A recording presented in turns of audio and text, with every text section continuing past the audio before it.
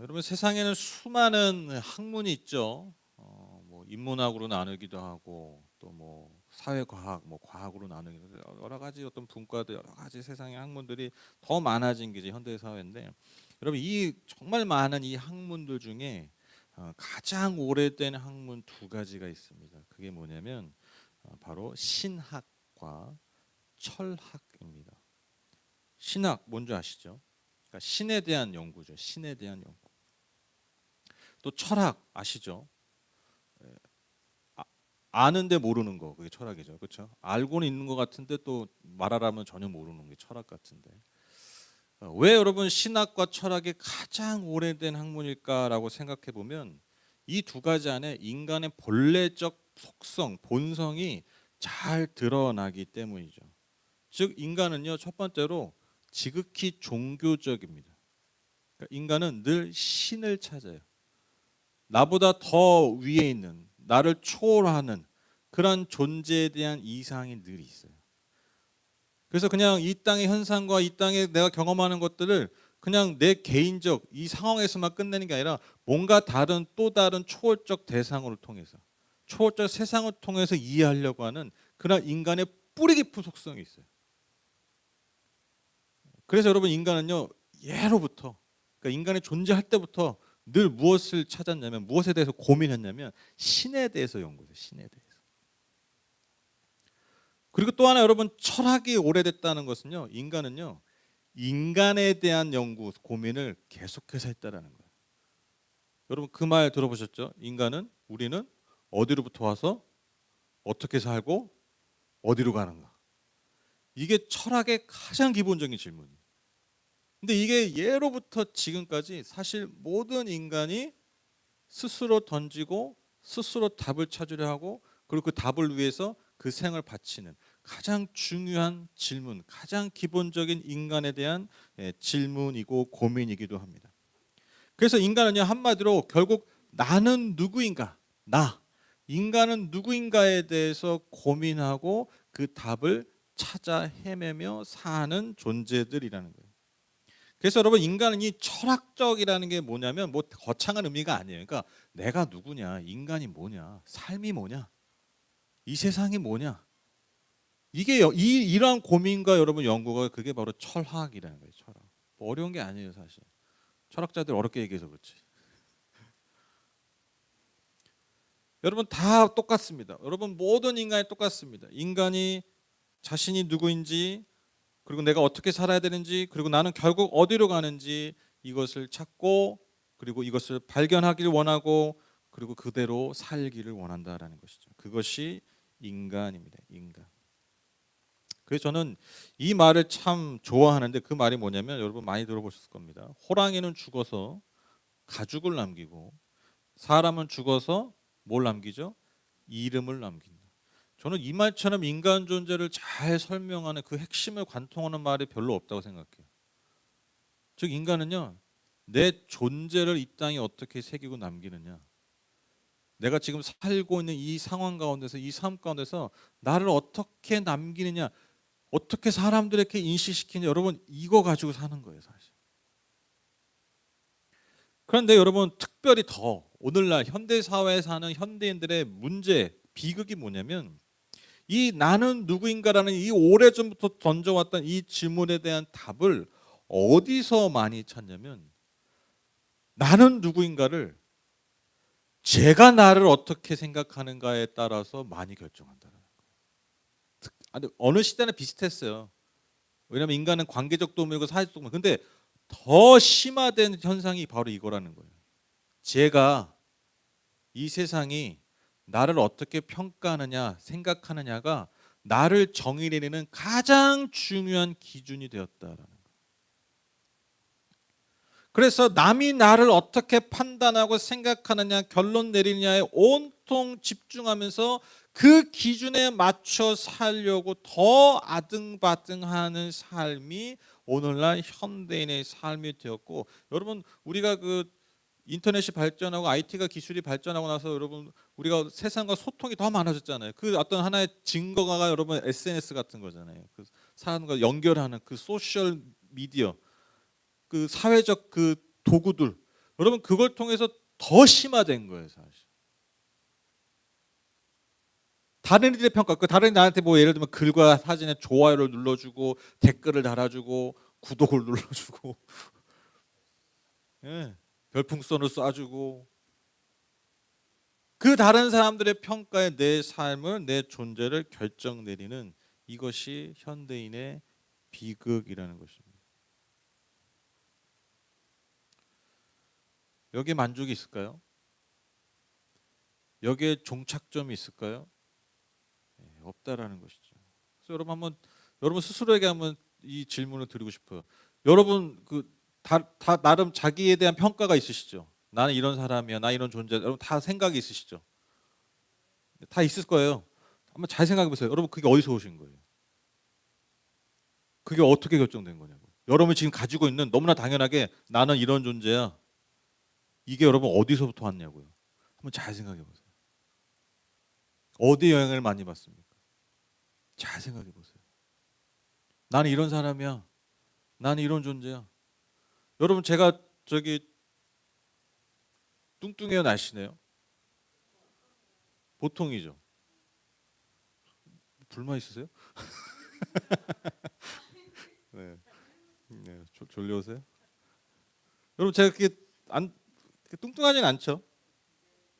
근데 여러분 제가 어릴 때 제가 별명이 뭐였는지 아세요? 제가 어릴 때? 네, 돼지였어요. 예. 저 어릴 때 별명이 돼지였어요. 맞는 바지가 없었어요. 네, 진짜 살이 막 쪄가지고 저 어릴 때 별명이 항상 돼지 그랬어요. 돼지. 근데 제가 그 한 고등학교, 중고등학교부터 그래도 이렇게 그냥 보통 체격이 됐는데 여러분 진짜 놀라운 게 뭐냐면 제가 성인이 돼서도요.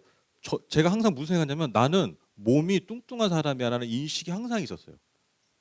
근데 제가 이거 언제 깨졌냐면 제가 이 20살 때 뭔가 되게 고생하고 막 되게 아파가지고 너무 고생하고 막 진짜 거의 인물이 실려가기 직전까지 막 되게 아팠 적이 있는데 그렇게 아픈 거 다 끝나고 이제 샤워하려고 거울 앞에 섰는데 너무 앙상한 거예요, 제 몸이.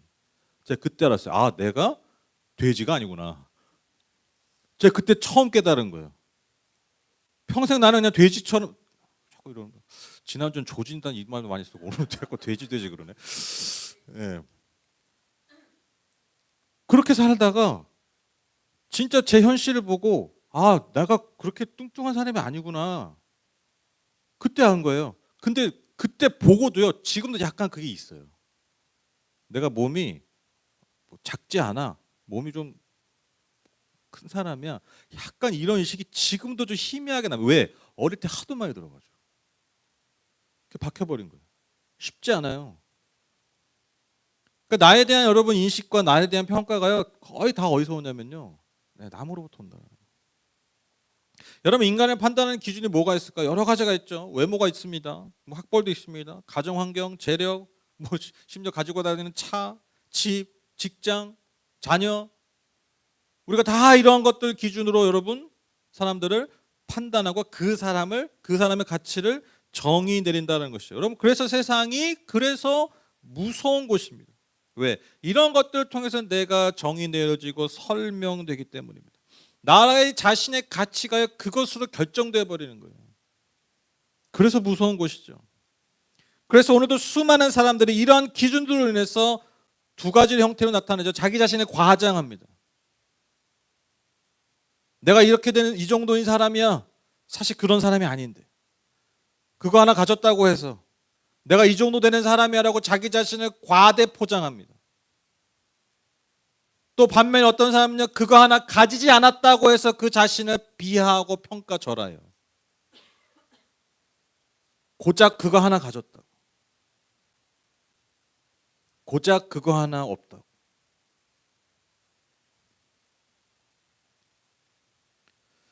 여러분 그러나 이 두 사람들의 결과는 항상 동일합니다. 뭔가를 하나라도 가졌든 뭔가 하나라도 없든 여러분 결국엔 그 두 사람의 결과는 동일하다는 거. 왜? 결국엔 또 남과 비교하면서 내게 없는 것을 찾기 때문입니다. 인간의 기가 막힌 은사죠. 나한테 없는 것만 찾는 거. 기가 막힌 은사 아닙니까? 여러분 이럴 때 가지게 되는 감정이 바로 여러분 많이 들어보셨을 열등감이라는 겁니다. 열등감. 그러니까 내 자존감을 아주 그러니까 낮게 생각하는. 뭔가 남과 나를 비교해서 나 자신의 존재 가치를 아주 평가절하해 버리는 이게 여러분 열등감 아닙니까? 근데 여러분 재밌는 사실이 있죠. 여러분 외모가 좋은 사람이 열등감이 없을까요? 제가 열등감이 있을 것 같아서 없을까요?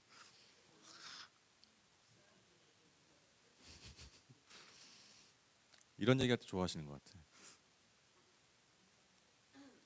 여러분 아무리 잘생기고 이쁜 사람들도 자신의 외모에 대한 컴플렉스들이 있어요. 왜? 인간은 결국 또 늙잖아요. 나이 먹잖아요. 이런 표현 어떨지 모르지만 젊고 싱싱한 애들이 계속 올라오잖아요. 여자 연예인들이 남자 연예인들이 여러분 그래서 되게 힘들다고 그러더라고요. 그 순간이 너무너무 고통스럽다고 그러더라고요. 세상 사람들이 다 나를 이쁘게 봐주고 나를 이쁘다고 했는데 아무리 관리해도요. 여러분 젊고 싱싱한 애들 감당할 수가 없는 거예요. 사람들 향한 나에게 줬던 눈들이 그런 아이들한테 가는 거예요. 또 그게 진짜 힘들다고 그러더라고요. 우리 경험에 안 해봐서 모르는데 우리 경험 안 해봐서 모르는데 그렇대요. 안 된 분들이야.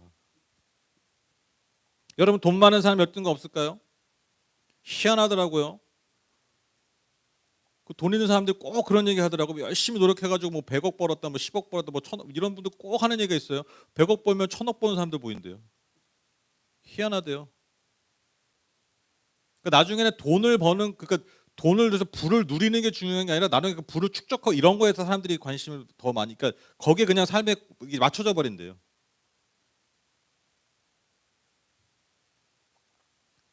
여러분 명문대일수록 그거 아세요? 명문대를 다니는 사람 학생일수록 여러분 열등감에 빠진 아이들이 더 많은 거 아세요? 그것도 모르죠. 우린 모르는 게 많아. 왜 세상 천지 다 이렇게 모르는 게 많아? 왜 그렇습니까? 대학교 가기 전에는 명문대 가기 전에는 내가 날라다니는 놈인 줄 알았어요. 가보니까 어떤 놈이야? 기어다니는 놈이야.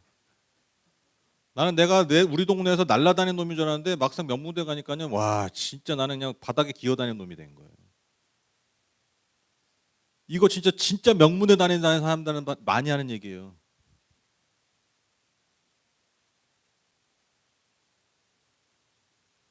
나는 하늘을 나는 줄 알았는데 하버드에 갔더니 애들이 우주를 날아다니고 있어요. 막 이런 얘기예요. 여러분 이런 말들이 여러분 우리 결국 깨닫게 하는 게 뭡니까? 인간이 가질 수밖에 없는 이 비교의식 열등감은요. 결코 내가 무언가를 소유하고 성취한다고 해결할 수 없다는 것을요. 극명하게 알려주는 증거입니다. 즉 내가 아무리 많은 것을 아무리 좋은 것을 가지고 있다 할지라도 여러분 내가 계속해서 무언가 남과 비교하면서 즉 남이 보는 나에 대해서 주목하고 남이 나를 판단하는 기준에 맞춰서 끊임없이 살아가려고 한다면 결국엔 우리가 얻게 되는 여러분 정산 영수증이 뭐냐면 너는 이것밖에 안 되라는 거예요. 너는 그 값을 치를 수 없어. 너는 열등감밖에 가질 수밖에 없어. 여러분 이게 결론이라는 거예요. 여러분 이것보다 비참한 사람이 어디 있습니까? 아무리 많이 소유하고 아무리 열심히 살아도 결론이 그거예요. 넌 아직 부족해. 여러분 그래서 우리가 예수님을 믿는 게 다른 게 아니에요. 예수님의 부활과 우리가 부활절에 뭐 지난주에 거창한 얘기했지만 여러분 예수님의 부활이 그 구원의 의미가 여러분 실제가 되는 것, 그 능력의 실제가 되는 게 여러분 바로 이러한 것으로부터 이러한 기준으로부터 우리가 자유하게 되는 거예요. 우리가 예수 그리스도라는 그 십자가 그 부활의 렌즈를 통해서 나를 바라볼 때 그래서 여러분 나를 인식하는 내가 누구인가를 인식하는 그 시각 자체가요 완전히 바뀌어 버리는 거예요. 그게 여러분 우리가 예수를 믿는 이유고 예수를 통해 얻는 구원이고 예수를 통해 얻게 되는 진짜 자유함이라는 것이죠. 오늘 본문 말씀입니다. 고린도후서 5장 17절 누구든지 그리스도 안에 있으면 그는 새로운 피조물입니다. 옛것은 지나갔습니다. 보십시오. 새 것이 되었습니다.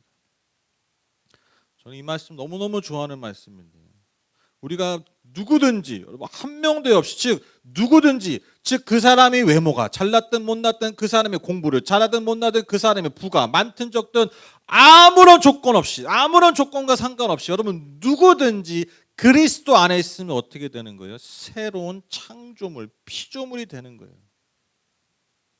전혀 다른 가치의 존재로 되는 거예요. 세상과 그 누군가가 결정 내리는 그들의 가치에 따라 값이 왔다 갔다 하는 존재가 아니라 예수 그리스도의 그 생명의 값을 치른 즉 인간의 가치로는 절대로 매길 수 없는 그 가치가 부여된 존재로 완전히 새롭게 창조됐다. 여러분 한번 생각해 보세요. 이 메시지가 정말 내 영혼을 스쳐가게만 한다고 해도 여러분 진짜 그냥 스쳐가게만 한다고 해도 8톤 트럭이 나를 스쳐만 가도 내가 그냥 진짜 죽을까 말까인데 이 메시지가 이 복음이 진짜 내 영혼을 스쳐 지나가기만 한다고 여러분 삶이 어떻게 안 바뀌겠어요?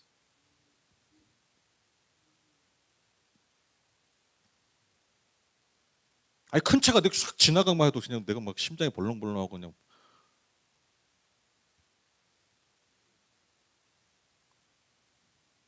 여러분 그래서 복음은 실제라는 거예요. 그 구원이 실제라는 겁니다.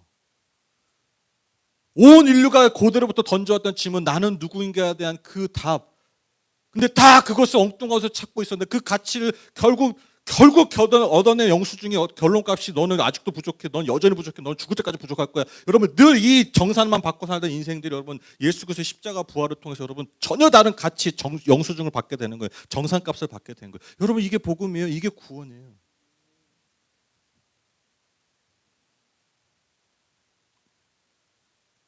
그냥 예수 믿고 부활만 이게 복음이라는 게 여러분 그냥 예수 믿고 잘 살아 그냥 교회 열심히 다니다 그러면 죽으면 천국 간다. 여러분 그런 게 복음의 핵심이 아니라니까요. 그게 구원의 핵심이 아니에요.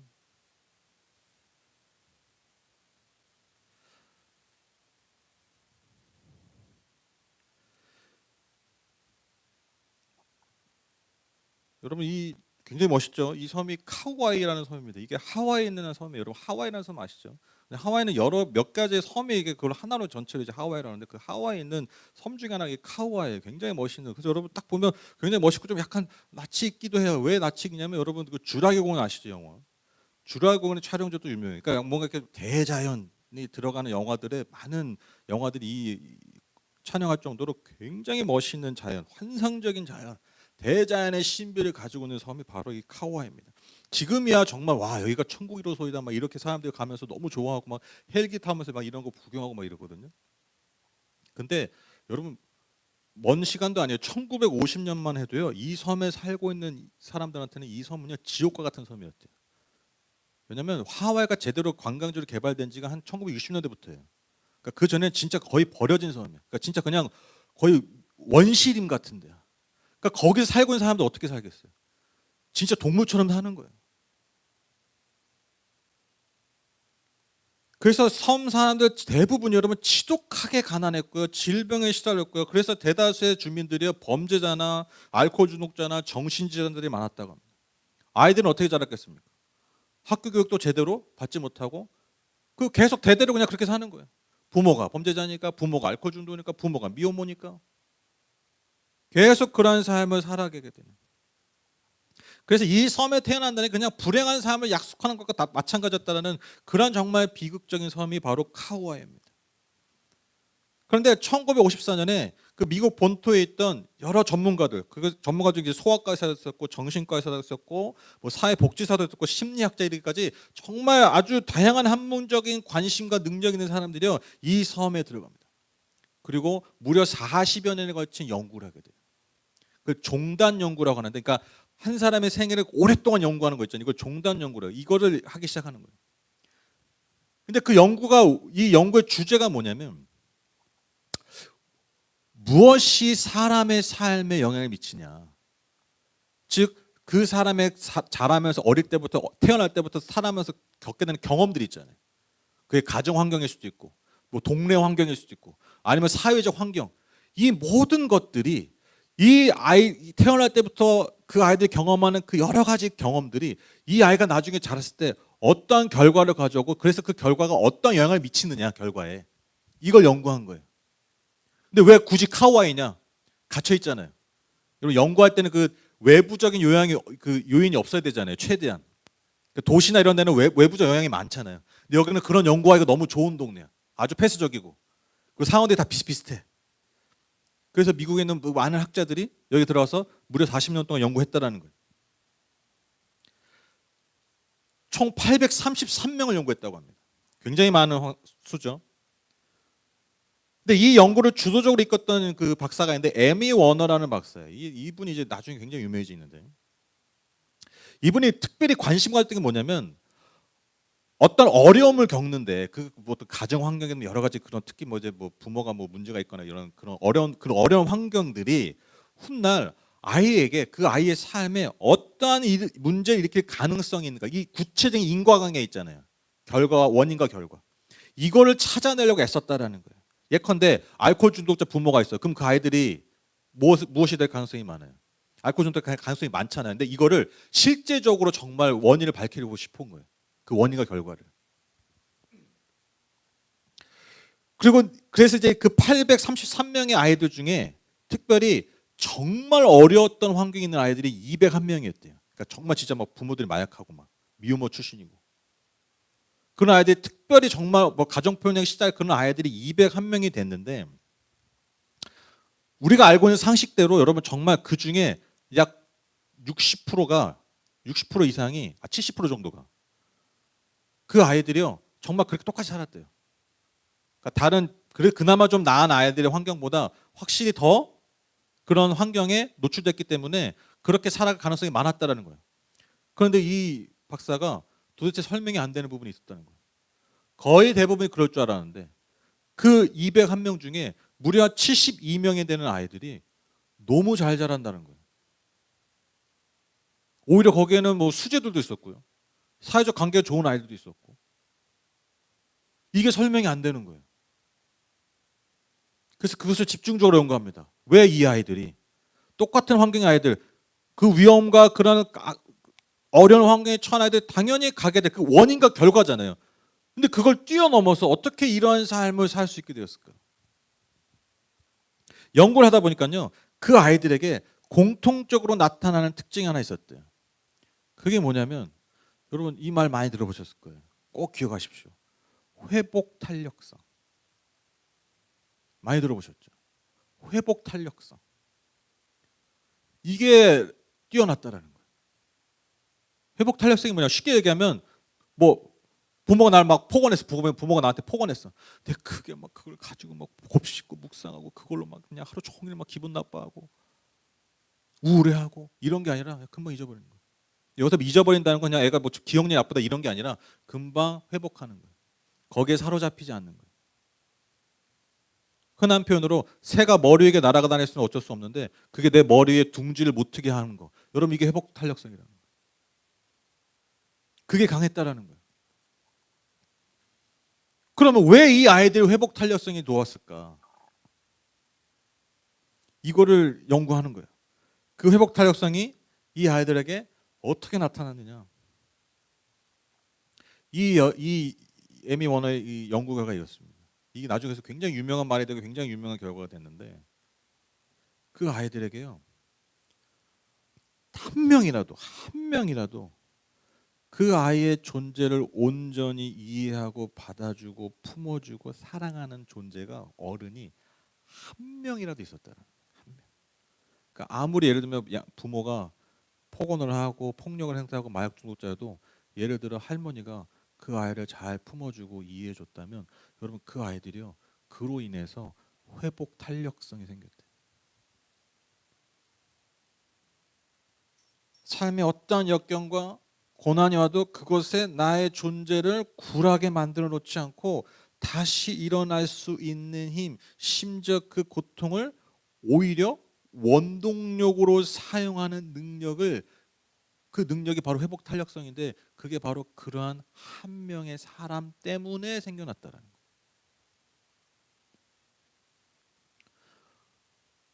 저는 이 사회학 그 연구 보면요 굉장히 놀라운 게 뭐냐면 결과가 참 놀라요. 왜냐하면 결과가 사실 너무 단순하죠.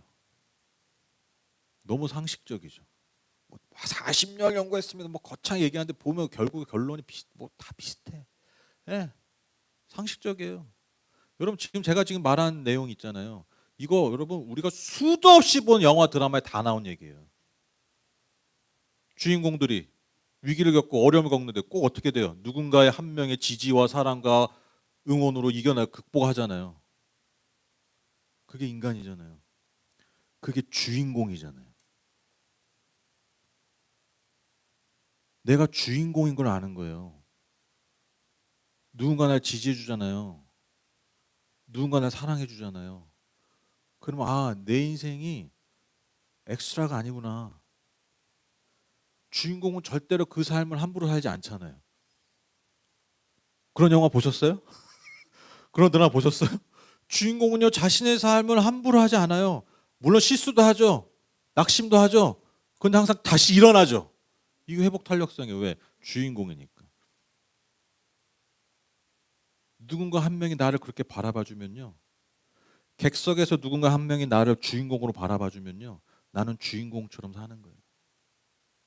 한 명이라도. 여러분 이게 구원이라고요. 제가 말씀드린 구원. 예수님이 우리에게 주신 구원이 이거와 똑같아요. 그러니까 우리는 그냥 저기 하나님이 세상을 이처럼 사랑하사 독생자 주셔서 이는 저를 믿는 자마다 멸망치 영생을 얻게 하십니다. 오늘 고린도서 말씀.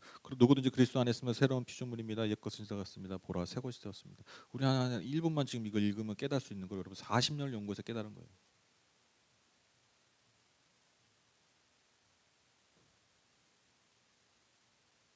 인간이 다 똑같아요. 하나님이 우리를 구원하셨다는 거. 아니 한 명의 인간만 제가 아까 얘기했잖아요. 한 명의 인간이 나를 지지하고 나를 사랑하고 나를 품어줘도 여러분 인생이 바뀌는데 인생이 주인공으로 살려고 하는데 생각해 보십시오 여러분. 하나님이 나를 사랑하시고 나를 영원히 품어주시고 나를 주목하시고 나를 안아주신다는 이 사실을 내가 진짜 믿는다면 그냥 내 영혼이 딱 스치가만 해도 여러분 어떻게 인간이 안 바뀌겠어요? 어떻게 구원을 안 받겠어요? 구원을 안 받으려고 해도 그냥 구원이 그냥 목구멍으로 들어오는 거죠.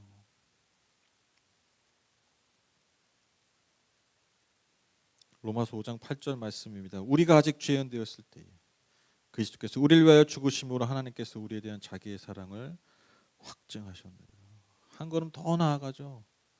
우리가 아직 죄인 되었을 때 아유 그래도 너는 내 새끼니까 내 손주 이게 아니에요. 우리가 여전히 죄인이었을 때 여전히 하나님과 원수였을 때 그럼에도 불구하고 하나님 우리를 사랑하셨다. 우리를 위해서 죽으셨다라는 거예요.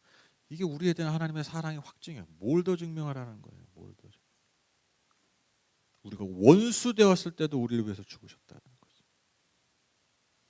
예수의 이러한 생명을 주고 산 이 가치를 주고 산 사람이 여러분 바로 저와 여러분입니다. 어떤 특별한 사람들이 아니에요.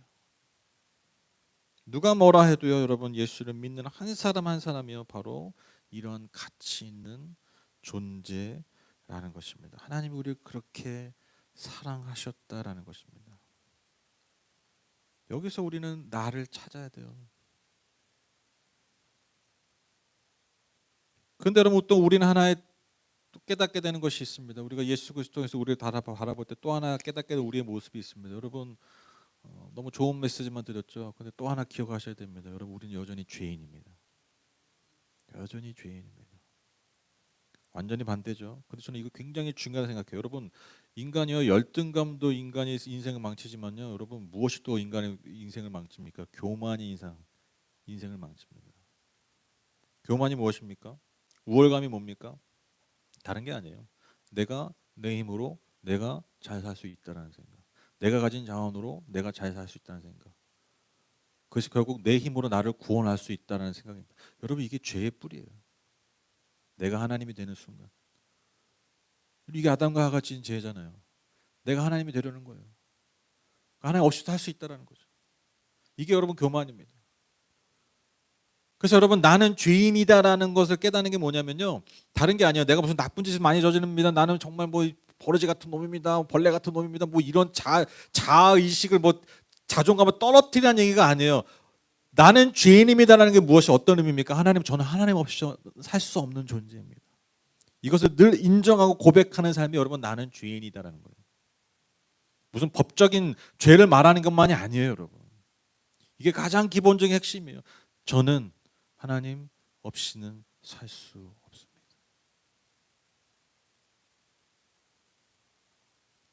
우리가 십자가 렌즈를 통해서 나를 볼 때 여러분 우리가 죄인인 것, 즉 하나님이 없이는 그 구원이 없이는 그 은혜가 없이는 살 수 없는 존재임을 여러분 깨닫게 되는 거예요. 더 한 단계 나가면 하나님 없이는 살 수 없는 존재, 더 나아가서 하나님 없이는 존재할 수 없는 존재. 이것을 인정하고 깨닫는 거예요. 그것이 십자가가 우리에게 주는 은혜입니다. 자신이 죄인인 것을 인정하는 사람은 그래서 하나님 앞에 늘 자신을 겸손하게 낮추며 드리며 예배하는 자에게 여러분 하나님은 계속해서 그 은혜를 공급해 주시죠. 아니 사실 은혜는 늘 와요. 그러니까 여러분 우리가 그 수도 틀면 물 나오잖아요. 뭐 딱 틀면 뭐 갑자기 바닥에서 물이 올라오는 거 아니잖아요. 늘 지금 물이 대기하고 있죠. 상수도가 늘 그냥 나 좀 내보내 주세요. 대기하고 있어요. 상수도는 뭐만 하면 나오는 거예요. 그 깨끗한 물이 수도를 틀면. 이게 겸손함이에요. 겸손하면 하나님 은혜를 살 수 있다 이게 아니에요. 하나님 늘 우리에게 은혜를 주세요. 늘 쏟아부어 주시기 원하세요. 우리가 그걸 잠그고 있을 뿐이에요.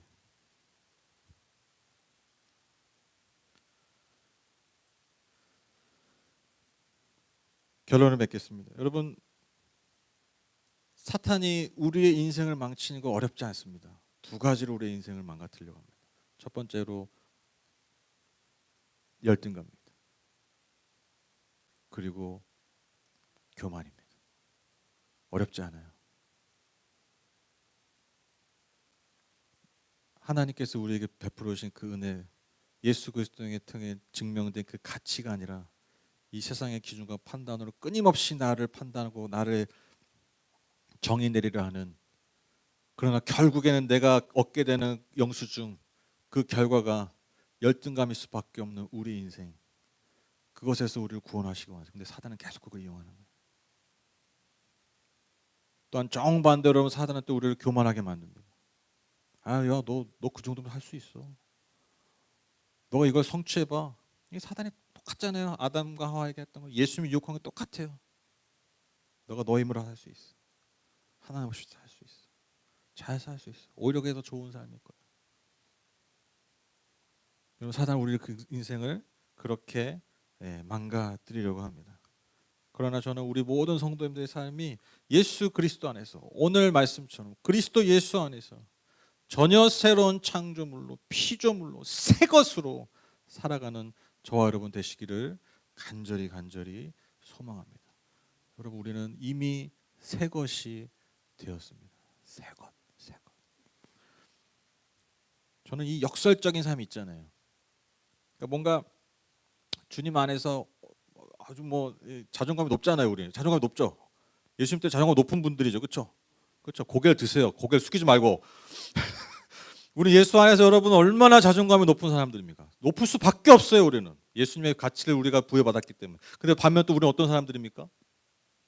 늘 고개를 숙이는 사람들이죠. 늘 자세를 낮추는 사람들입니다. 너무 역설적이죠.